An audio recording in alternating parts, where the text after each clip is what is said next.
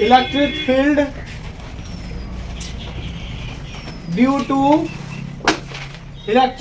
Due to plane charge sheet. Plane charge sheet, sheet मतलब क्या होता है? चदरा। बता दे, किसी समतल आवेशित चदरे के कारण विद्युत क्षेत्र, किसी समतल आवेशित चदरे के कारण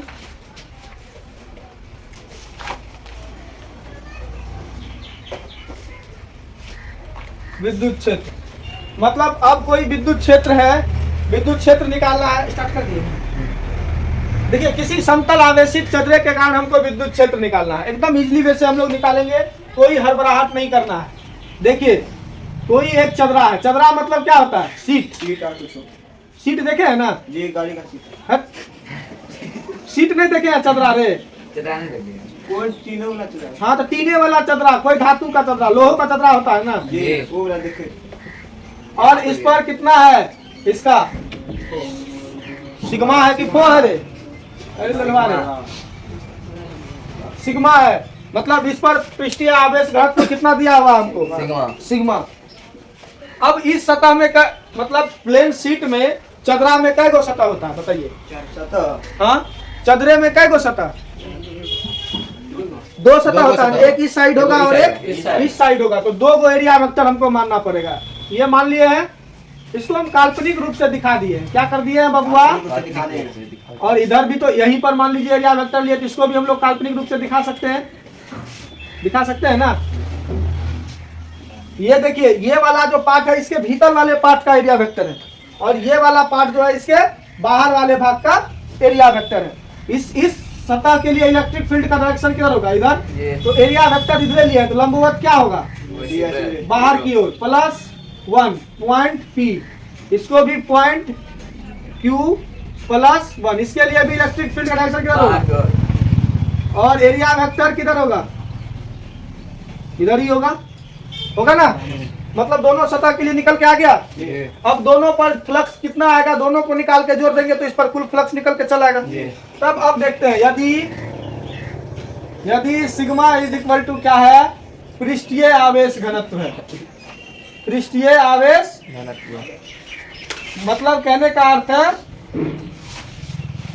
सरफेस चार्ज डेंसिटी, जिसको क्या बोलते हैं? Surface charge density.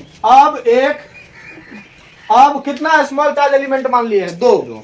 अब 2 स्मॉल चार्ज एलिमेंट, 2 मत हटा दो। अब स्मॉल चार्ज एलिमेंट मान लिया, एलिमेंट जिसकी एरिया कितनी है बउआ? ds है। ds पे है ना चार्ज, छोटा सा चार्ज एलिमेंट ds है। तब इस स्थिति में कुल फ्लक्स कितना आएगा? आपको पता है कुल फ्लक्स कितना आता है? कै गो फ्लक्स आएगा? 2 गो। कौन? फाई बराबर क्या होगा? φ1 + φ2। एक सतह के लिए φ1 के लिए फर्स्ट सतह के लिए, φ2 सेकंड सतह के लिए आएगा ना? तो दोनों को जोड़ दीजिए। तो फाई बराबर क्या होगा बउआ? इंटीग्रेशन E.ds 1 के लिए आ गया। फिर यहाँ पर क्या होगा? प्लस इंटीग्रेशन E.ds किसके लिए? 2 के लिए हो गया। अब देखिए, अब दोनों में थीटा का वैल्यू कितना है? 0 डिग्री। तो क्या हो जाएगा? EDS cos 0 plus EDS cos 1। तो यहाँ पर क्या हो जाएगा? तो यहाँ EDS cos 0 का मान 1 होता है। तो यहाँ पर क्या हो जाएगा? EDS जोड़ EDS दोनों समान है ना? तो दोनों जुड़ जाएगा तो क्या होगा? फाई बराबर 2 इंटीग्रेशन EDS। E बाहर आ जाएगा, E इंटीग्रेशन DS। इसको इक्वेशन क्या करो? 1 मान लो। इसमें एरिया नहीं बैठाएंगे, क्योंकि अभी हमको इसका एरिया मालूम नहीं है कि स्क्वायर है कि ट्रायंगल है कि जैसा, वो अलग अलग टाइप से होगा। इसमें एरिया का जरूरत भी नहीं है हमको। अब देखिए, अब गॉस थ्योरम से यही ना है रे। अब गॉस थ्योरम क्या कहता है बउआ कि हम उतना ही फ्लक्स को लाएंगे जितना आवेश हमसे घिरा है उसका 1/ε0। तो यहाँ पर फाई बराबर क्या होगा Q बाय ε0, लेकिन यहाँ Q तो नहीं दिया, वहाँ क्या दिया हुआ है सिग्मा के टर्म में। तो हम लोग क्या जानते हैं, चूंकि सिग्मा इज इक्वल टू क्या होता है Q बाय ए।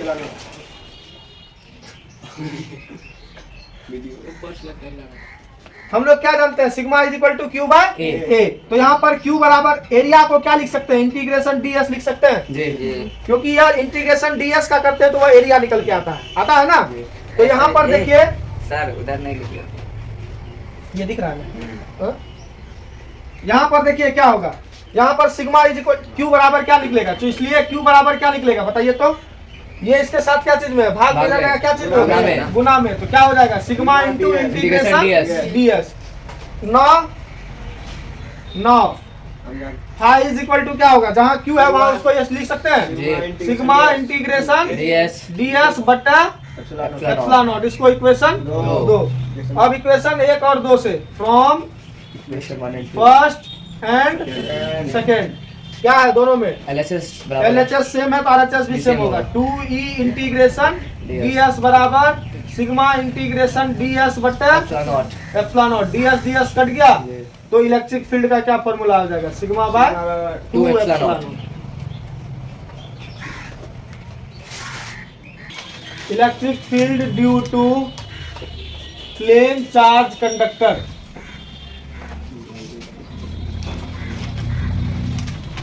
मतलब किसी समतल आवेशित चालक के कारण विद्युत क्षेत्र, किसी समतल आवेशित चालक के कारण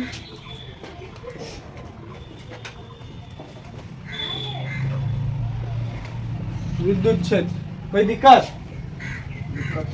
किसी समतल आवेशित चालक के कारण। अब देखिए चालक कैसा होता है बबुआ, चालक को दिया गया संपूर्ण आवेश कहाँ होता है बबुआ,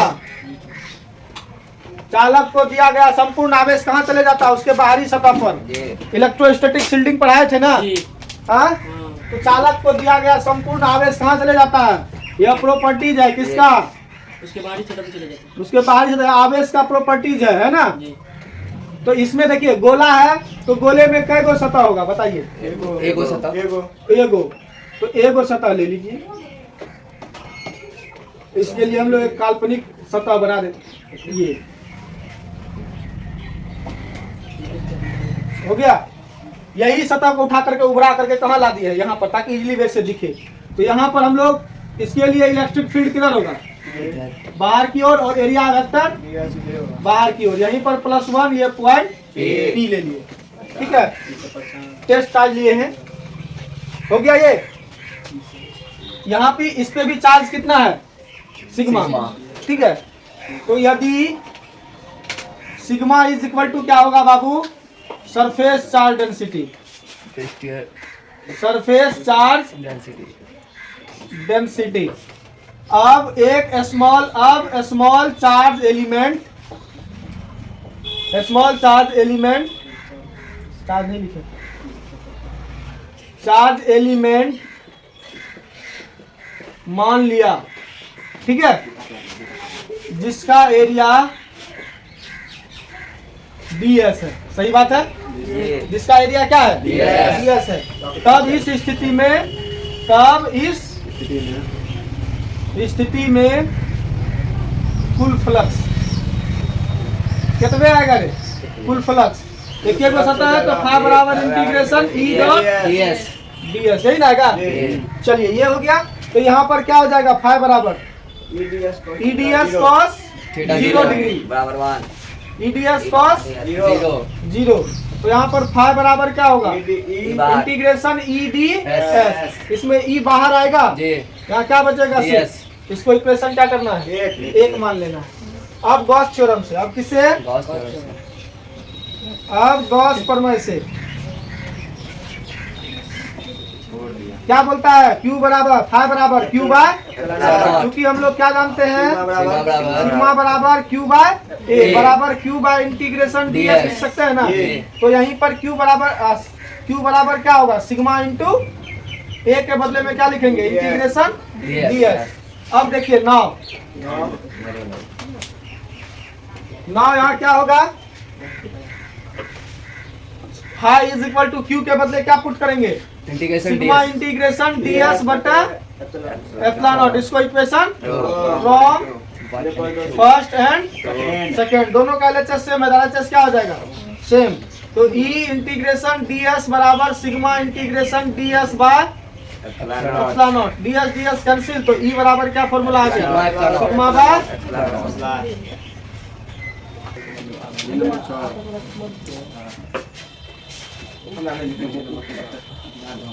Coulomb's law from Gauss theorem.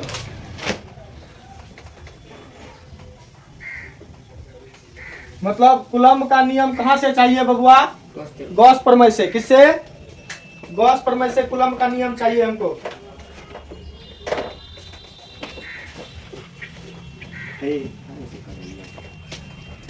Gauss प्रमेय से अभी इतना मारेंगे ना तुम लोगों को। कूलम्ब का नियम गॉस प्रमेय से कूलम्ब का नियम देखो क्या है बाबा। गॉस प्रमेय से मान लीजिए कोई एक क्यू आवेश है ना और इस पर इलेक्ट्रिक गॉस क्या बोलता है इस पर फ्लक्स तभी आ सकता है जब इसको घेरेंगे। तो घेर दीजिए इसको घेरने के लिए कैसा शेप चाहिए हमको गोला चाहिए। क्या चाहिए गोला। तो गोले के लिए इसका त्रिज्या कितना है बबुआ गोले का गॉसियन सरफेस की त्रिज्या r। तो यहाँ पर देखिए बबुआ ये देखिए ये इसमें गोले में कई गो सतह होता है एक सतह जिसमें कई गो सरफेस होगा एक सतह। तो इसमें कई गो एरिया वेक्टर लेना पड़ेगा और इलेक्ट्रिक फील्ड इसके लिए इधर और एरिया वेक्टर भी इधर। ठीक है चलिए जब ये हो गया इलेक्ट्रिक फील्ड और एरिया वेक्टर दोनों साथ हो गया तो यहाँ पर क्या लेंगे पॉइंट P और यहाँ पर plus Q naught test charge ले लिए। क्या ले लिए हैं Q नॉट टेस्ट चार्ज ले लिए हैं। अब यदि यहाँ पर देखिए यदि Q बराबर क्या है गिरावेश है R बराबर क्या है गॉसियन सरफेस की त्रिज्या। बोले कौन बोलता है रे गॉसियन सरफेस की त्रिज्या है ना रे। तब इस पर क्या आएगा इलेक्ट्रिक फ्लक्स आएगा। तब टोटल इलेक्ट्रिक फ्लक्स कितना आएगा फाई बराबर इंटीग्रेशन E डॉट ds। तो फाई इज इक्वल टू क्या होगा E ds कॉस 0 डिग्री। तो क्या हो जाएगा फाई बराबर इंटीग्रेशन E ds। इसमें क्या बाहर आएगा E बाहर आएगा ds। अब कैसा शेप है बबुआ गोला। गोले का क्षेत्रफल क्या होता है इसको इक्वेशन 1। अब